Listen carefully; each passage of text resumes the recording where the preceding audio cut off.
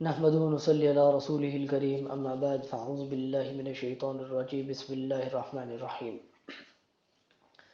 8ویں سپارے کے آخر میں حضرت شعیب علیہ السلام کا قصہ شروع ہوا تھا۔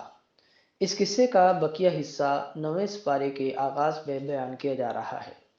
اس سپارے کے اندر جہاں پہ سورہ اعراف کا اختتام ہوگا، وہیں پہ سورہ انفال کا آغاز ہوگا، اور سورہ انفال کا کچھ حصہ اسی سپارے میں ذکر کیا جائے گا اور کچھ حصہ 10ویں سپارے کے آغاز میں ذکر کیا جائے گا۔ جب حضرت شعیب علیہ السلام نے اپنی قوم کی برائیوں اور فتنہ و فساد میں روک ٹوک کی تو ان کے متکبر سرداروں نے دھمکی دی، اے شعیب، ہم تمہیں اور جو لوگ تمہارے ساتھ ایمان لائے ہیں ان کو اپنی بستی سے نکال دیں گے، یا پھر دوسری صورت یہ ہے کہ تم بھی ہمارے دین پر آ جاؤ۔ آپ نے جواب دیا کہ ایسا نہیں ہو سکتا، باقی جو کچھ کرنا ہے کر لو، ہم اللہ پر توکل اور بھروسہ رکھتے ہیں۔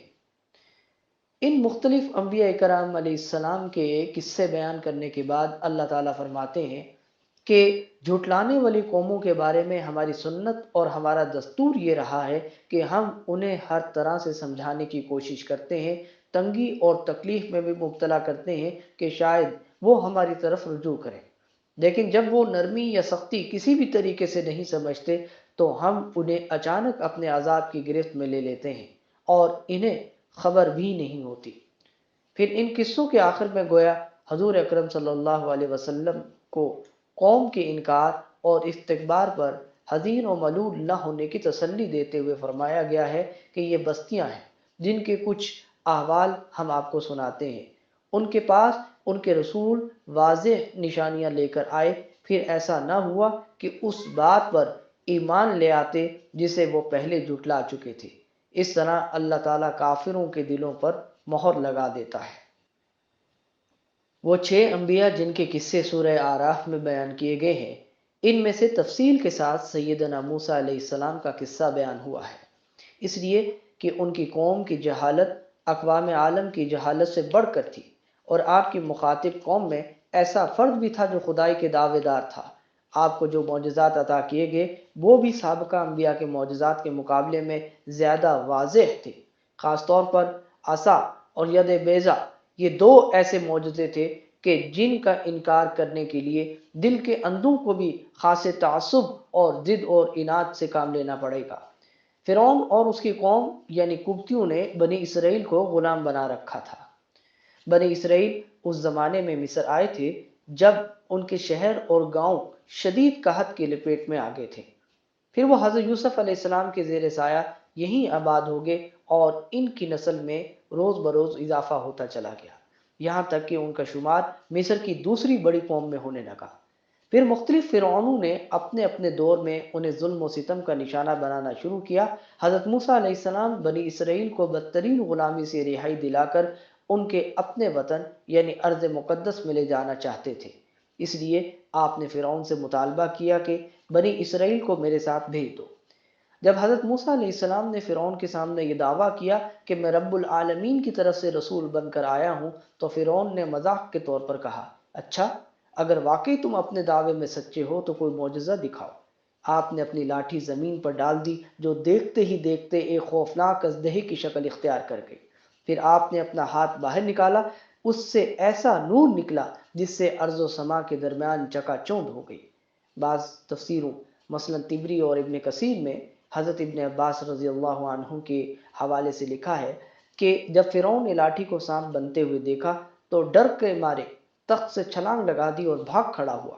پھر اسے یہ ڈر لاحق ہو گیا کہ کہیں لوگ حضرت موسیٰ علیہ السلام پر ایمان نہ لے آئے، اس لیے اس نے اپنے مشیران خاص سے کہا کہ یہ جادوگر ہے جو تمہارے اس ملک پر قبضہ جمانا چاہتا ہے، لہٰذا تم مجھے مشورہ دو کہ کیا کرنا چاہیے۔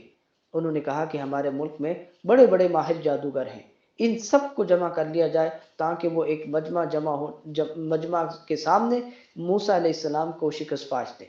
چنانچہ یہی کیا گیا۔ ایک مخصوص میدان اور معین دن میں مصر کے ہزاروں لوگ جمع ہو گئے۔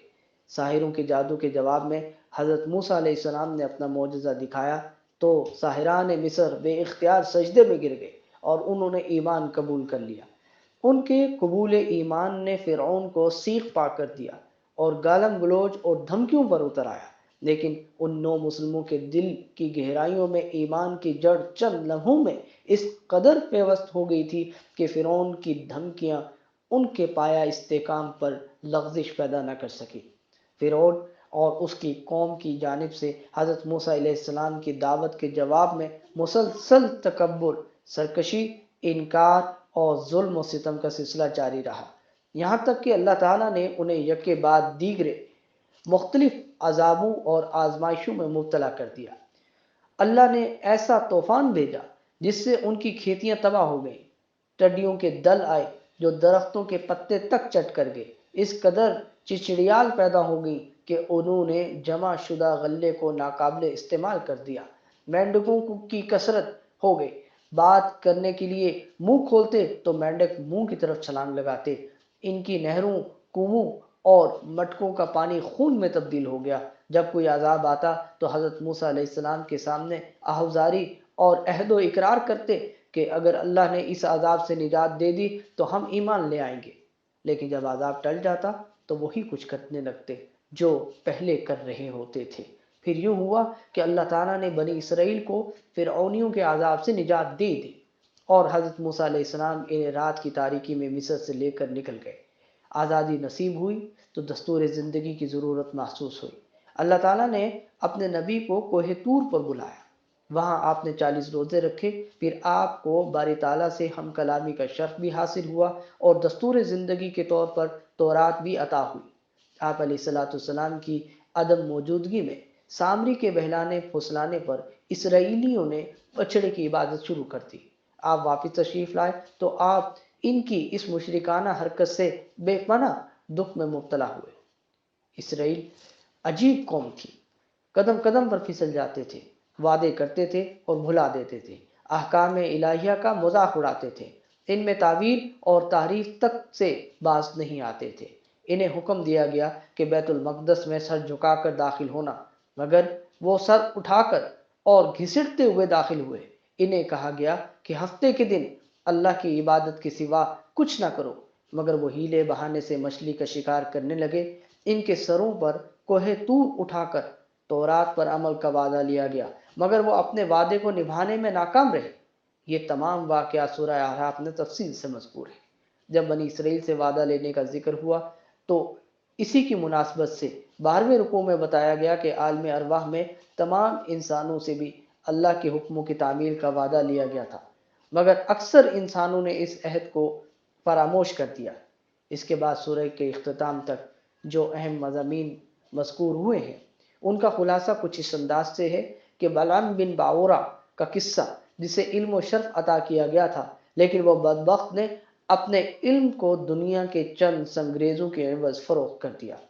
اس قصے سے ہمیں یہ عبرت حاصل ہوتی ہے کہ عمل اور اعلیٰ اخلاق کے بغیر خالی علم اللہ کے ہاں کسی کام کا نہیں ہے۔ کفار چوپاہوں کی طرح ہیں، کیونکہ وہ اپنے دل و دماغ، آنکھوں اور کانوں سے فائدہ نہیں اٹھاتے، جس کا نتیجہ یہ نکلتا ہے کہ وہ ایمان سے محروم رہتے ہیں۔ جو لوگ عقل اور دماغ کو دین کے لیے استعمال نہیں کرتے، وہ جو آیات الہیہ نہیں سنتے، وہ بہرے ہیں، جو انہیں بصیرت سے نہیں دیکھتے، وہ اندھے ہیں۔ اللہ تعالیٰ کفار کو اس دنیا میں مہلت دیتا چلا جاتا ہے، یہاں تک کہ ایک وقت ایسا آتا ہے کہ انہیں اچانک پکڑ لیتا ہے۔ مہلت کے وقفے کی وجہ سے بسا اوقات انسان دھوکہ کھا جاتا ہے اور گناہوں پر مزید جری ہو جاتا ہے۔ قیامت کا معین علم کسی کو بھی نہیں ہے۔ اللہ تعالیٰ نے حضرت محمد مصطفیٰ صلی اللہ علیہ وسلم کو اخلاق کریمانہ اختیار کرنے کا حکم دیا، فرمایا آپ عفو اختیار کریں اور نیک کام کرنے کا حکم دیں اور جاہلوں سے کنارہ کر لیں۔ اس مختصر آیت میں وہ اعلیٰ اخلاق آ گئے ہیں جنہیں اختیار کرنے کی اسلام دعوت دیتا ہے، اور ان برے اخلاق سے بچنے کی تلقین بھی آ گئی ہے جن سے بچنا ایک نیک انسان کے لیے ضروری ہے۔ سورہ آراف کی ابتدا بھی قرآن کی عظمت کے بیان سے ہوئی تھی، اور اس کا اختتام بھی قرآن کی تعظیم اور ادب و احترام کے بیان پر ہوا ہے۔ فرمایا گیا، جب قرآن پڑھا جائے تو اسے توجہ سے سنو اور خاموش رہو تاکہ تم پر رحم کیا جائے۔ جب کوئی شخص قرآن کی عظمت کو ملحوظ رکھتے ہوئے توجہ سے سنتا ہے اور اس کی آیات میں غور و تدبر کرتا ہے تو اس کا دل متاثر ہوتا ہے، جس کے رونگٹے کھڑے ہو جاتے ہیں اور آنکھوں سے آنسو رواں ہو جاتے ہیں۔ اس کے بعد آغاز ہوتا ہے سورہ انفال کا۔ سورہ انفال مدنی ہے، اس میں 75 آیات اور 10 رکوع ہیں۔ دوسری مدنی سورتوں کی طرح اس میں شرعی احکام کے بیان کو خصوصی اہمیت دی گئی ہے، خاص طور پر جہاد فی سبیل اللہ کا موضوع اس میں بہت نمایاں ہے۔ یہ سورہ غزوہ بدر کے بعد نازل ہوئی، جو کہ تاریخ اسلام میں ہونے والے غزوات کی بنیاد اور ابتدا تھی۔ اس غزوہ میں اللہ کی نصرت کا دیکھتی آنکھوں سے مشاہدہ کیا گیا، اور ایک چھوٹے سے لشکر نے اپنے سے کئی گنا بڑے لشکر کو ذلت آمیز شکست سے دوچار کیا۔ اس صورت کی ابتدا مال غنیمت کا حکم بیان کرنے سے ہوئی ہے، کیونکہ اس کی تقسیم کے بارے میں مسلمانوں میں باہم اختلاف ہو گیا تھا۔ اس کے بعد سچے مومنوں کی 5 صفات بیان کی گئی ہیں، یعنی اللہ کی خشیت، تلاوت قرآن سے ایمان کی زیادتی، رحمان پر توکل، نماز کی حفاظت اور اللہ کے بندوں کے ساتھ احسان۔ اگلی آیت میں غزوہ بدر کی تفصیل ہے۔ سورہ انفال کی ایک قابل ذکر خصوصیت یہ ہے کہ اس میں اللہ تعالیٰ مومنوں کو 6 بار یا ایھا الذین آمنوا کے محبت امیز الفاظ سے خطاب فرما کر انہیں ایسے اصول بتائے ہیں جن پر عمل پیرا ہو کر وہ میدان جہاد میں کامیابی کے جھنڈے گاڑ سکتے ہیں۔ پہلا خطاب آیت نمبر 15 میں ہے، جس میں فرمایا گیا، اے ایمان والو، جب تم میدان جنگ میں کافروں سے ٹکراؤ تو ان سے پیٹھ مت پھیرو۔ دوسرا خطاب آیت نمبر 20 میں ہے، جس میں ہے، اے ایمان والو، اللہ اور اس کے رسول صلی اللہ علیہ وسلم کے حکم کی اطاعت کرو اور اس سے سن کر اعراض نہ کرو۔ تیسرا خطاب آیت نمبر 23 میں ہے، اے ایمان والو، اللہ اور اس کے رسول کا حکم مانو جب وہ تمہیں ایسے کام کی طرف بلائیں جس میں تمہاری زندگی ہے۔ چوتھا خطاب آیت نمبر 27 میں ہے، اے ایمان والو، اللہ اور اس کے رسول صلی اللہ علیہ وسلم سے خیانت نہ کرو اور آپس کی امانتوں میں جان بوجھ کر خیانت نہ کرو۔